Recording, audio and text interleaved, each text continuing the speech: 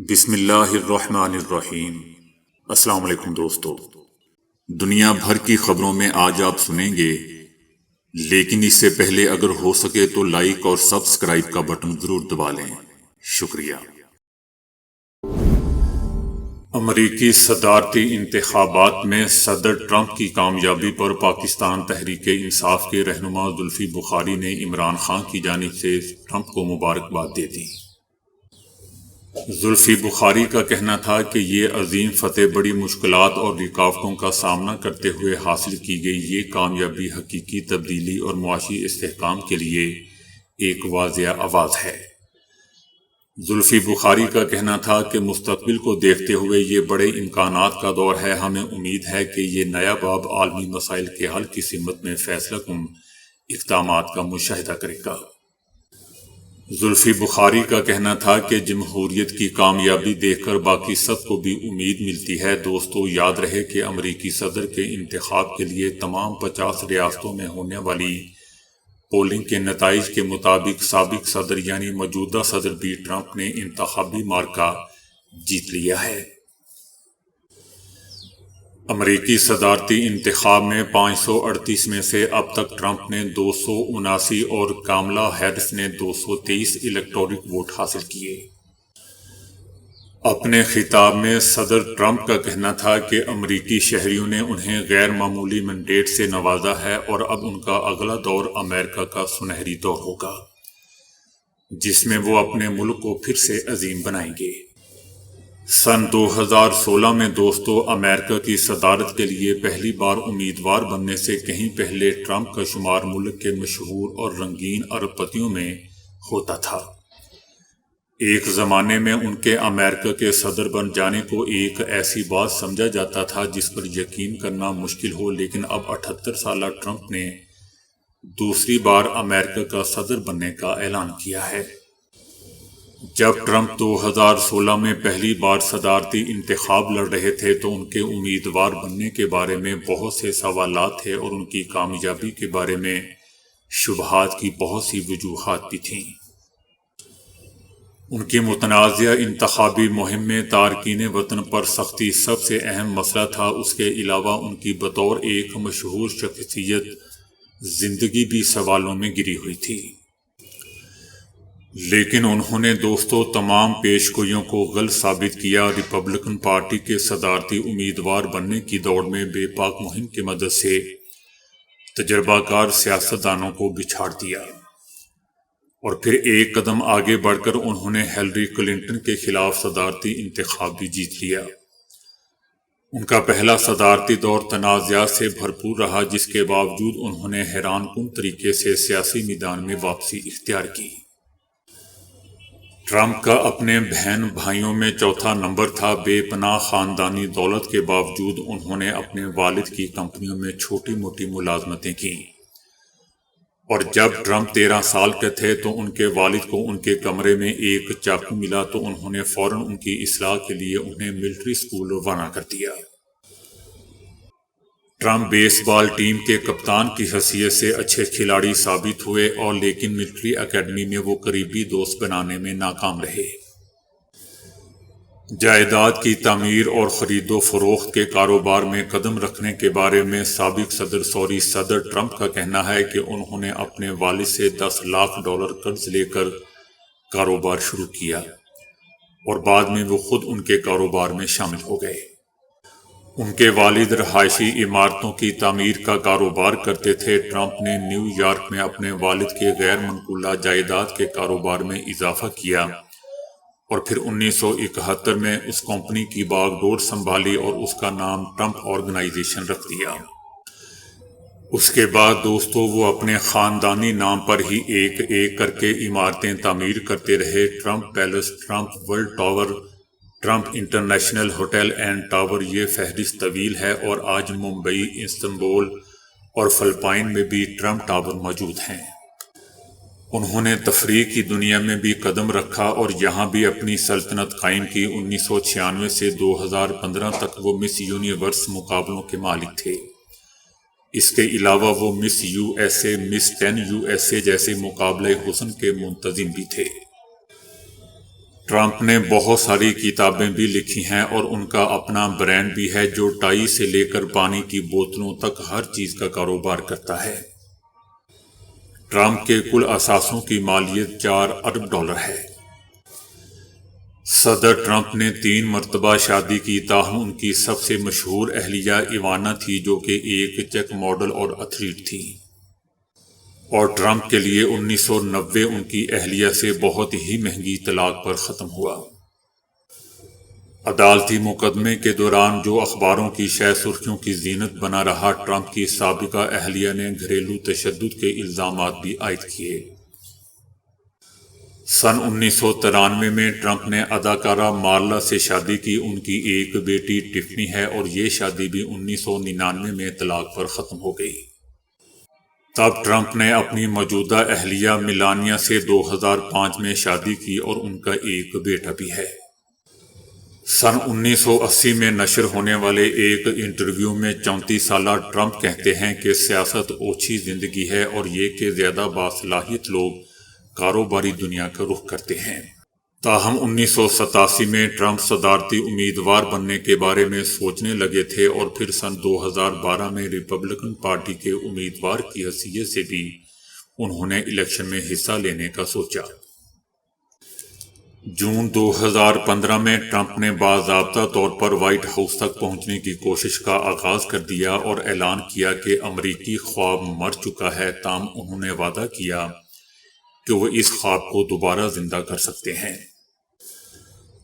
Trump کی صدارت کے پہلے چند گھنٹوں میں ہی اندازہ ہو چکا تھا کہ یہ دور کتنا ڈرامائی ہوگا، کیونکہ اکثر وہ باضابطہ اعلانات کے لیے سوشل میڈیا کا سہارا لیتے اور غیر ملکی سربراہان مملکت سے کھلے عام جھگڑتے بھی دکھائی دیے۔ صدر ٹرمپ نے اہم موسمیاتی تبدیلی اور تجارتی معاہدوں سے دستبردار ہونے کا اعلان کیا۔ 7 مسلم اکثریتی ممالک سے لوگوں کی امریکہ آمد پر پابندی لگا دی، چائنا سے تجارتی جنگ چھیڑ دی، ریکارڈ ٹیکس چھوٹ کا اعلان کیا اور مشرق وسطیٰ سے تعلقات کو یکسر تبدیل کر دیا۔ زیادہ عرصہ نہیں گزرا تھا کہ ٹرمپ امریکی تاریخ میں مواخذے کا سامنا کرنے والے تیسرے صدر بن گئے۔ اس کی وجہ وہ الزام تھے کہ جو انہوں نے ایک غیر ملکی حکومت پر اپنے حریف جو بائیڈن کے خلاف مواد تلاش کرنے کے لیے دباؤ ڈالا تھا۔ صدر ٹرمپ کا مواخذہ کیا گیا، تاہم سینٹ میں جہاں ٹرمپ کی جماعت ریپبلکن پارٹی اکثریت میں تھی، یہ تحریک ناکام ہو گئی۔ 13 جولائی کو ایک 20 سالہ مسلح نوجوان نے انتخابی مہم کے دوران ٹرمپ کو مارنے کی کوشش کی۔ تھامس میتھیو نے ایک قریبی چھت سے 8 گولیاں چلائیں، جن میں سے ایک نے ٹرمپ کے دائیں کان کو زخمی کیا۔ حملہ آور کو ہلاک کر دیا گیا تھا۔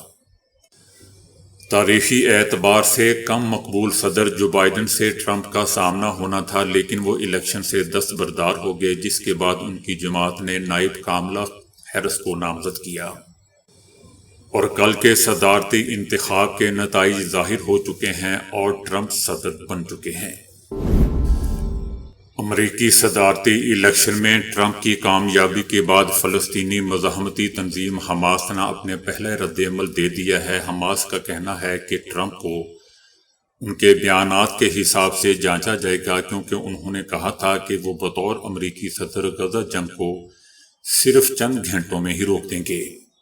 حماس کا کہنا ہے کہ صہیونی ریاست کی اندھی حمایت ختم ہونی چاہیے، کیونکہ یہ حمایت ہمارے لوگوں کے مستقبل اور خطے کی قیمت پر آتی ہے۔ یاد رہے دوستو کہ اپنی انتخابی مہم کے دوران صدر ٹرمپ یہ کہتے رہے کہ وہ مشرق وسطیٰ کو حقیقی اور پائیدار امن کی طرف لوٹتے دیکھنا چاہتے ہیں، اور وہ اس عمل کو اچھے طریقے سے کریں گے تاکہ 5 یا 10 سال بعد دوبارہ سے پرانے حالات واپس نہ آئیں۔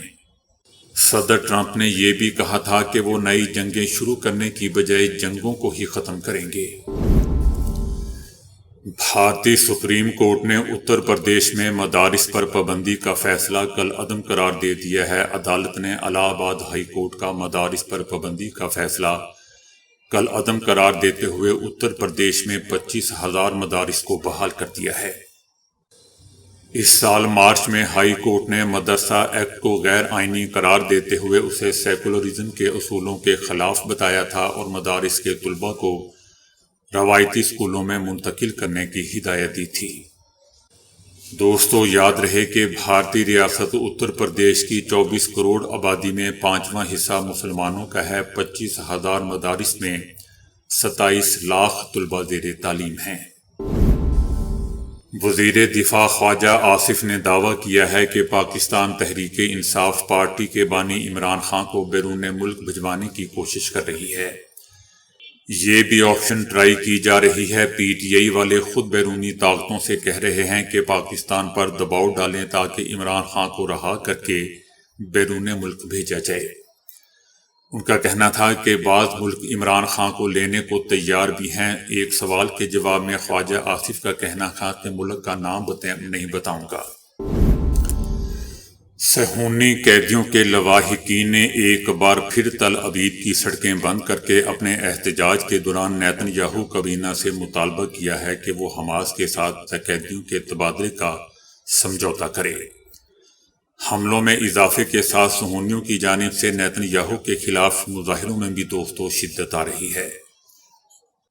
ہزاروں صہیونیوں نے تل ابیب میں وزارت دفاع کی عمارت کے باہر وسیع پیمانے پر مظاہرہ کیا اور صہیونی قیدیوں کی رہائی کے لیے حماس کے ساتھ معاہدے کیے جانے کا مطالبہ کیا۔ پاکستان تحریک انصاف کے رہنما شیر افضل مروت نے عمران خان کی رہائی کے لیے احتجاج کی باتوں کو صرف بیانات قرار دے دیا۔ ان کا کہنا تھا کہ اگر اس معاملے پر بھی دھڑے بندی ہو رہی ہے تو اس کا مطلب ہے کہ کچھ لوگ چاہتے ہیں کہ عمران خان رہا نہ ہو۔ ان کا کہنا تھا کہ پارٹی رہنماؤں کی جانب سے عمران خان کی رہائی کے لیے احتجاج کی باتیں ابھی صرف بیانات کی حد تک دیکھ رہے ہیں۔